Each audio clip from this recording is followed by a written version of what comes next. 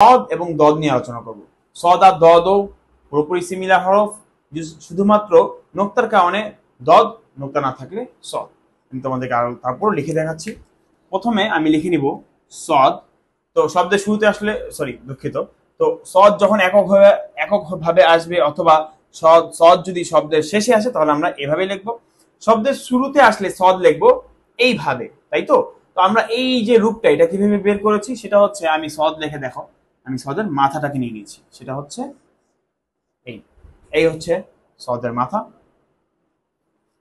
সদ শব্দের মাঝখানে আসলে কিভাবে লিখবো, এই জাস্ট এখান থেকে টান দিয়ে দিব।